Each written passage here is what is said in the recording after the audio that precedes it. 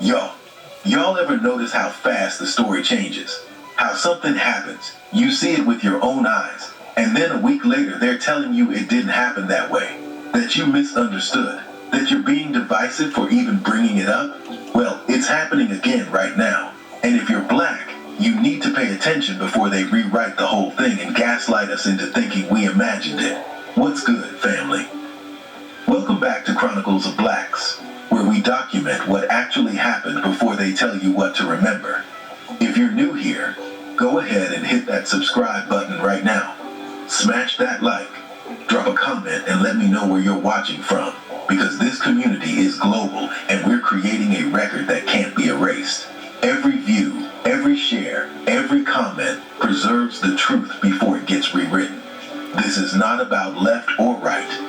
This is not about Democrat or Republican. This is about what's real versus what they want you to believe is real. Now let's get into this, because what we're dealing with is a pattern that keeps repeating. Something happens. Black people respond. The response has power. The system panics. And then the narrative shifts. Suddenly, what you saw didn't happen the way you saw it. What you experienced wasn't real. What you remember is wrong.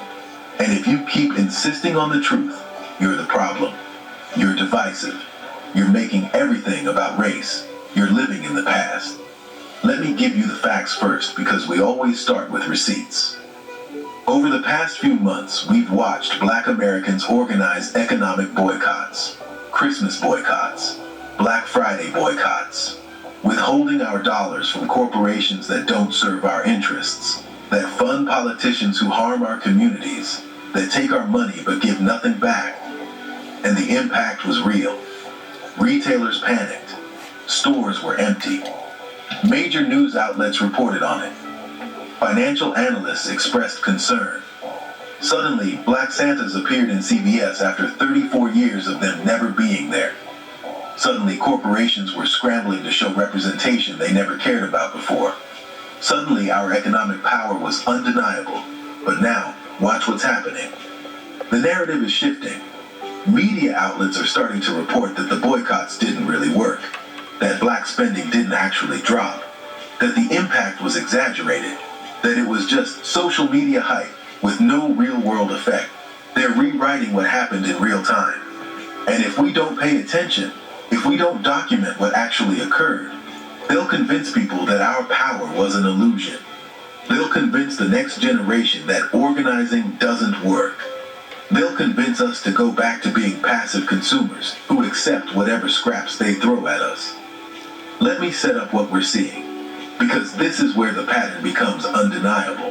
When the boycotts were first announced, when black people started saying we're not spending, the response was immediate: panic. Articles in major publications about how retailers were worried about the holiday season. Videos of empty Walmart stores on Black Friday going viral. Corporations scrambling to put up black imagery, black Santas, black Christmas decorations that had never been there before. Financial analysts on CNBC and Bloomberg talking about the potential impact of reduced black consumer spending. That was real. That happened. We all saw it. We all documented it. But now, weeks later, the story is changing. Now they're saying, well, actually, black spending didn't drop that much. Now they're saying, well, the economy was already struggling for other reasons. Now they're saying, well, it's hard to measure the real impact of any single demographic. Now they're saying, well, some black people still spend money, so the boycott wasn't really effective. They're softening the story. They're reframing it.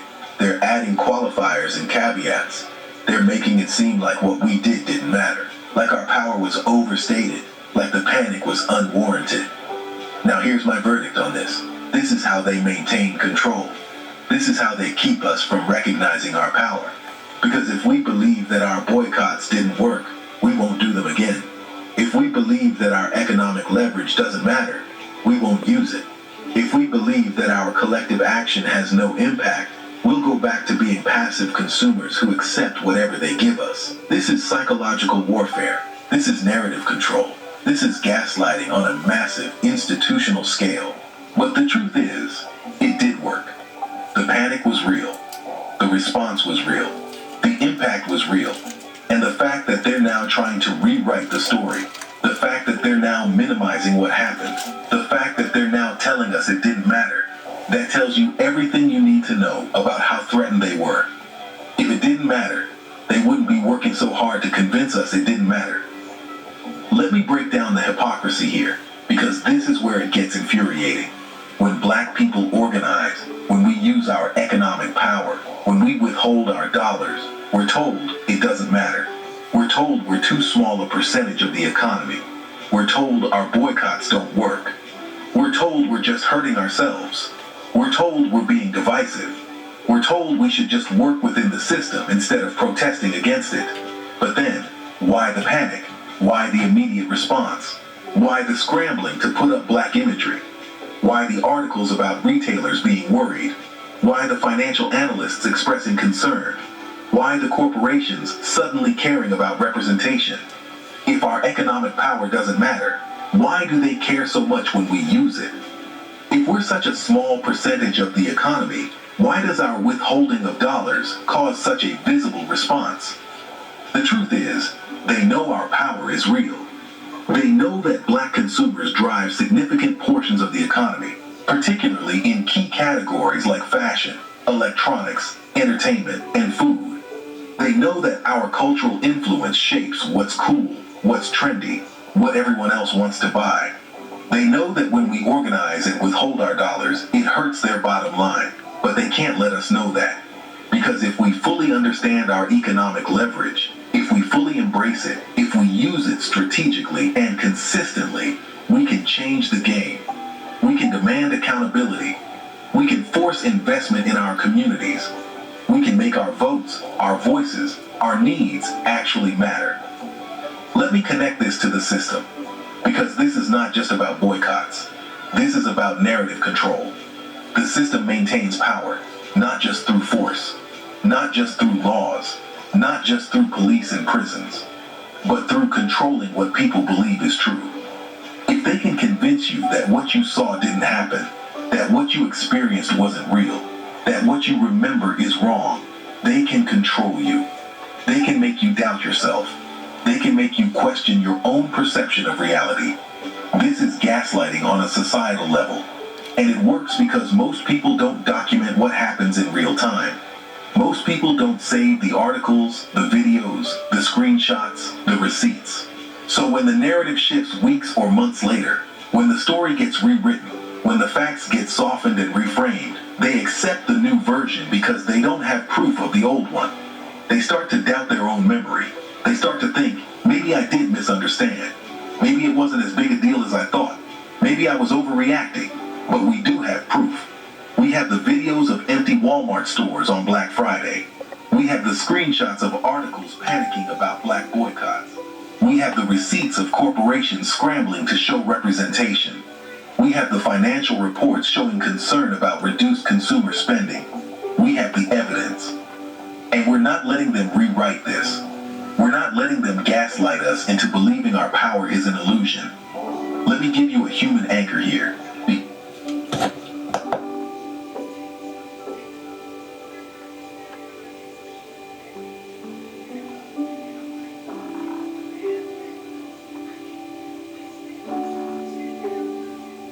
John 8. Jesus went unto the Mount of Olives, and early in the morning he came again into the temple, and all the people came unto him, and he sat down and taught them. And the scribes and Pharisees brought unto him a woman taken in adultery. And when they had set her in the midst, they say unto him, Master, this woman was taken in adultery in the very act. Now Moses in the law commanded us that such should be stoned. But what sayest thou? This they said, tempting him, that they might have to accuse him. But Jesus stooped down, and with his finger wrote on the ground, as though he heard them not. So when they continued asking him, he lifted up himself and said unto them, He that is without sin among you, let him first cast a stone at her. And again he stooped down and wrote on the ground. And they which heard it, being convicted by their own conscience, went out one by one, beginning at the eldest, even unto the last. And Jesus was left alone, and the woman standing in the midst. When Jesus had lifted up himself and saw none but the woman, he said unto her, Woman, where are those thine accusers? Hath no man condemned thee?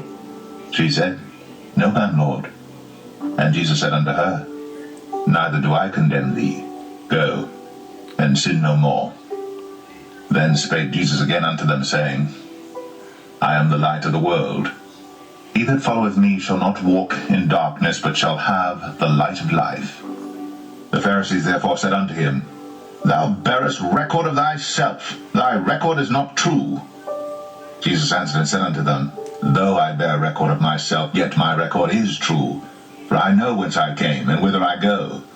But ye cannot tell whence I come, and whither I go. Ye judge after the flesh. I judge no man.